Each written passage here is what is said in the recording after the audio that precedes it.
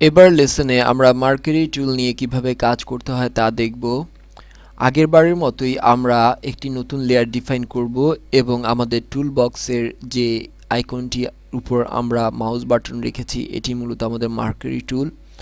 Mercury টুলের থেকে যে কোনো একটি টুল আমরা সিলেক্ট করার পর আমরা যদি আমাদের স্টেজে আসি এবং আমরা মাউস দিয়ে ড্র্যাগ ওভার করি, মূলত এখানে আমাদের বর্তমানে মার্কারি টুলটি অবস্থান করছে এবং এই মার্কারি টুলটি মূলত একটি সিলেকশন টুলের মতো, অর্থাৎ আমরা যেখানে ইচ্ছে সেখানে ড্র্যাগ করে আমরা এই অংশটুকু পেতে পারি, অর্থাৎ আমরা সিলেক্ট করছি বিভিন্ন অংশ এবং মার্কারি টুলের ভিতরে থেকে যদি আমরা মুভ করাই তাহলে মূলত আমরা মার্কারি টুলটিকে মুভ করাতে পারছি।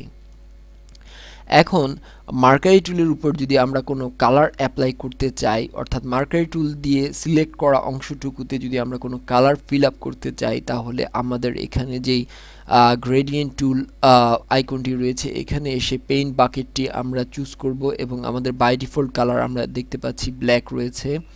আমরা যে কোনো একটি কালার সিলেক্ট করে যদি আমরা এই সিলেকশনের উপর পেস্ট করি তাহলে মূলত সেই কালারেই আমরা পেস্ট হতে দেখতে পাবো।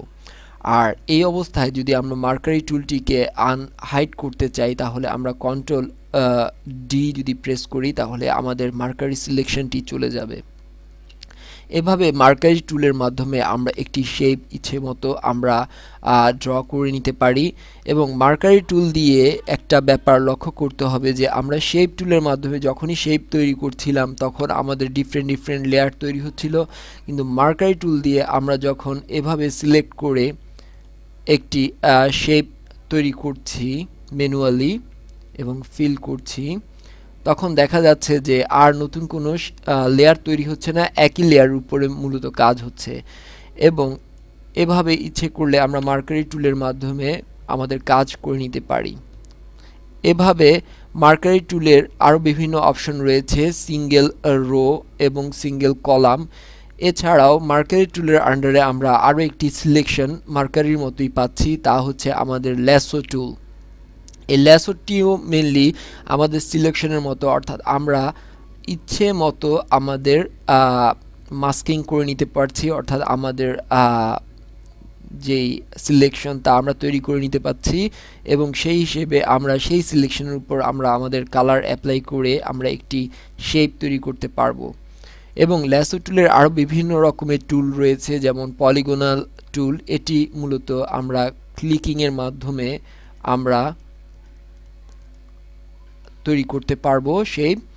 এবং আমরা যদি কোনো শেপ ডিজাইন করার পর আমরা যদি চাই যে সেই শেপটিকে আনডু করতে তাহলে কন্ট্রোল ডির মাধ্যমে আমরা ইচ্ছে করলে আমাদের শেপটি তুলে নিতে পারবো। এবং এটি মূলত ম্যাগনেটিক টুল, এটির মাধ্যমে মূলত আমাদের বর্তমান লেয়ারে যে শেপটি রয়েছে তাকে ম্যাগনেটিক ওয়েতে আমরা স্ন্যাপ করে করেও শেপ নিতে পারি। এবং এই মার্কারি টুল এবং এই ল্যাসো সিলেকশন টুলগুলোর যে অংশটুকু রয়েছে এর মাধ্যমে দেখা যাচ্ছে যে আমরা এই শেপটির মতো করেই একটি শেপ খুব সহজে ম্যাগনেটিক টুলের মাধ্যমে তৈরি করেছি। এবার যদি আমরা এখানে আরও একটি লেয়ার তৈরি করি তাহলে বর্তমানে আমাদের লেয়ার 2 সিলেক্ট রয়েছে। এই অবস্থায় যদি আমরা এটির উপরে ফিল করি তাহলে মূলত আমরা লেয়ার 2-র উপরে এই সিলেকশনের ফিল করলাম, অর্থাৎ আমাদের লেয়ার 1-এর উপর আর কোনো ফিল হয়নি, অর্থাৎ আমাদের লেয়ার 2-তে আমরা সেম শেপের মতো একটি কাজ করে নিলাম। এবার কন্ট্রোল ডি প্রেস করে আমাদের সিলেকশনটি তুলে নিলাম। এবার আমরা যদি মুভ টুলের মাধ্যমে সরাই এবং আমরা দেখতে পাচ্ছি যে লেয়ার 2 সিলেক্টেড অবস্থায় রয়েছে। এভাবেও আমরা কাজ করে নিতে পারি ডিফারেন্ট বাই ডিফারেন্ট লেয়ারে।